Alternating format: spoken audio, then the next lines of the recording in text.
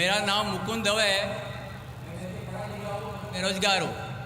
آپ نے بولا ہے کہ جو اسلام قبول کرتا ہے اس کے ہزاروں گناہ معاف ہو جاتا ہے، مگر میرے حساب سے سب کا مالک ایک ہے، اور ایک مالک ہوتے ہوئے کس کو یہ نظر سے دیکھتا ہے اور کس کو وہ نظر سے دیکھتا ہے۔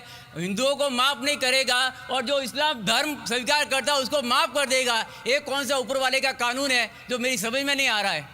بہت اچھا سوال، بہت اچھا سوال۔ مالک ایک تو سارے انسانوں کے لیے عدل بھی ایک ہوتا ہے۔ بہت اچھا سوال، بہت اہم سوال۔ بھائی کا سوال ہے کہ یہ کدھر کا مسلمانوں کو معاف کرتا ہے، ہندو کو نہیں معاف کرتا ہے؟ میں نے آپ سے کہا کہ جو انسان نام کا مسلمان ہے، اس کا نام محمد عبداللہ ذاکر ہے، تو وہ کافی نہیں جنت میں جانے کے لیے۔ مسلم کا مطلب وہ انسان جو امن حاصل کرتا ہے اپنی خواہش، اپنی مرضی سے خدا کے احکامات پہ عمل کرنے کے بعد، یعنی جو انسان اپنے مالک کے احکامات پہ عمل کرتا ہے وہ سچا انسان ہے۔ وہ نام کا کیا ہے اس کا میں کوئی لینا دینا نہیں۔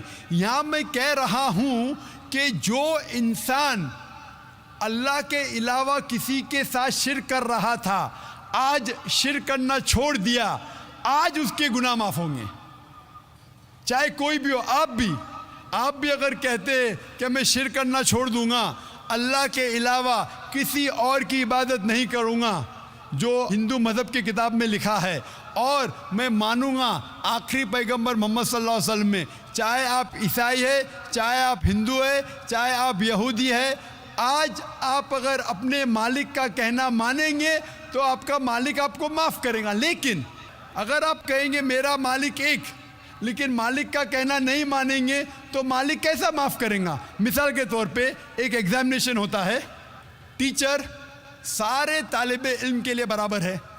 ٹیچر ایک سال کے لیے سارے طالب علم، سارے اسٹوڈنٹس کو سکھاتا ہے، برابر۔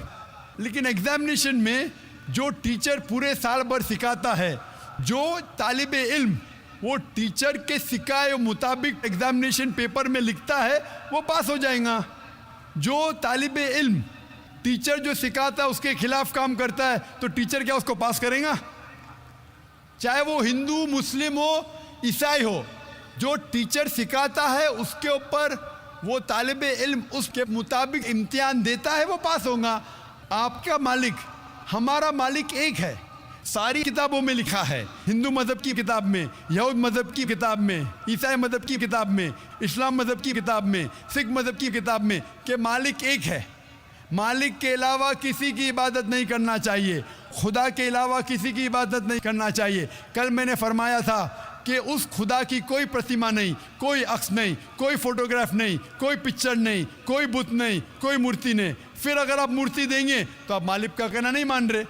تو اگر آپ مالک کا کہنا مانیں گے، آپ کا نام کچھ بھی ہو، موہن ہو، کچھ بھی ہو، شنکر ہو یا عبداللہ ہو، اگر آپ مالک کا کہنا مانیں گے تو آپ سچ مچ اس مالک کے بندے ہیں۔ اگر آپ مالک کا کہنا مانیں گے تو آپ کے گناہ معاف ہو جائیں گے۔ تو یہ عربی میں کہہ رہا ہوں کہ مسلم تو لوگ کو یہ لفظ سے نفرت ہے۔ اگر نفرت ہے تو میں مسلم لفظ کو نکالتا ہوں، میں یہ کہتا ہوں جو بھی انسان اپنے مالک کا کہنا مانتا ہے اسے عربی میں کہتے ہیں مسلم۔ لیکن آپ کو مسلم شبد سے نفرت ہے، مسلم شبد کو نکال دو۔ میں یہ کہوں گا جو خدا کے احکامات پہ عمل کرتا ہے، خدا کے کلمات پہ عمل کرتا ہے، یہ مانتا ہے کہ خدا ایک ہے، اس کے علاوہ کسی کی پوجا نہیں کرنا چاہیے، وہ انسان کے گناہ وہ مالک معاف کریں گا۔ آپ اگر مانیں گے خدا ایک ہے، آپ مانتے خدا ایک ہے، آپ مانتے خدا کے علاوہ کسی اور کو پوجنا نہیں چاہیے، مانتے؟ ہاں کہ نہیں مانتے؟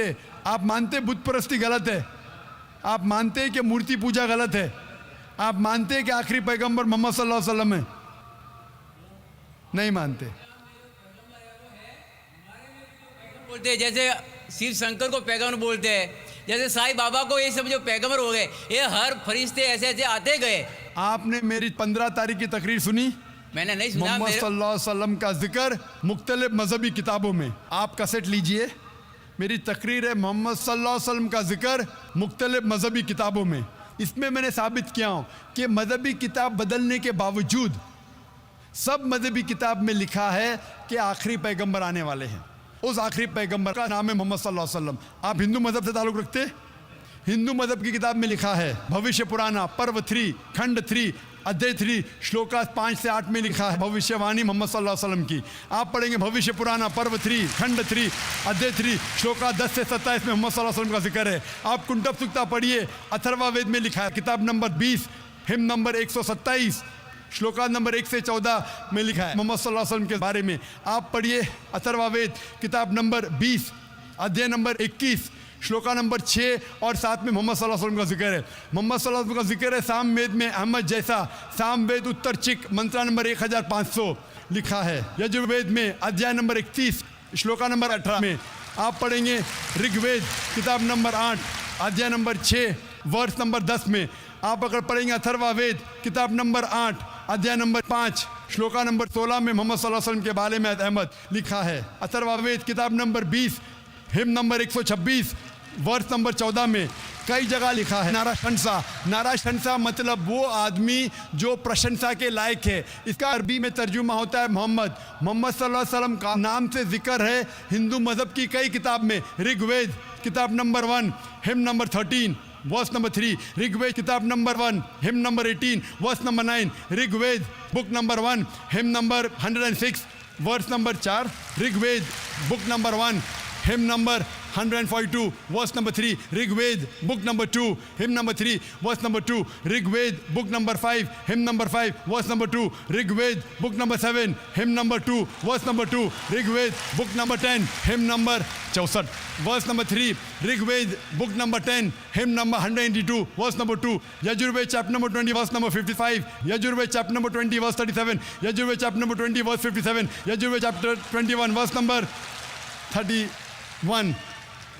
میں صرف حوالے دے سکتا ہوں آپ کی کتابوں میں سے صرف گھنٹوں تک جس میں لکھا ہے محمد صلی اللہ علیہ وسلم آخری پیغمبر ہے. آج جو اسلام قبول کر رہے ہیں ان کو یہ سمجھاؤ کہ اسلام دھرم کیا ہے. ان کو وہ سمجھ میں میرے بھی سمجھ میں نہیں آ رہا تھا اسلام بولتے کس کو. آپ نے کہا کہ جو لوگ اسلام قبول کر رہے انہیں سمجھاؤ اسلام دھرم کیا ہے. آپ نہیں سمجھے, وہ لوگ سمجھے اس لیے تو اسلام قبول کیے. آپ بھی سمجھیں گے تو آپ بھی قبول کریں گے. یہ 10 روزہ کانفرنس جو تھا ہمارا مقصد تھا بتانے کے لیے سارے انسانوں کو اسلام کیا ہے. یہ میڈیا جو اسلام کو پیش کر رہی ہے یہ توڑ مڑوڑ کے پیش کر رہی ہے. ہمارا مقصد ہی تھا بتانے کے لیے سارے انسانوں کو اسلام کیا ہے. اگر آپ اسلام کو نہیں اب تک جانے تو بے شک قبول مت کرو. جب بھی پہچان لیں گے اسلام کو تو انشاءاللہ آپ بھی شہادت دیں گے. میری دعا ہے اللہ سبحانہ و تعالیٰ سے, اس مالک سے کہ آپ کو ہدایت دے کہ آپ یہ مانیں کہ اللہ ایک ہے, اللہ کے علاوہ کوئی معبود نہیں اور محمد صلی اللہ علیہ وسلم آخری پیغمبر ہے. میں کہوں گا والنٹیئر سے کہ آپ کو میری DVD دے محمد صلی اللہ علیہ وسلم کا ذکر مختلف مذہبی کتابوں میں, اس میں سارے حوالے ہیں اور ایک خصوصاً تقریر ہے محمد صلی اللہ علیہ وسلم کا ذکر ہندو مذہبی کتاب میں, صرف ہندو مذہب میں. آپ اس کو دیکھو اور انشاءاللہ آپ اس بات کو تسلیم کریں گے آج نہیں تو کل کہ اللہ ایک ہے, اس کے علاوہ کوئی معبود نہیں اور محمد صلی اللہ علیہ وسلم آخری پیغمبر ہے. Hope dance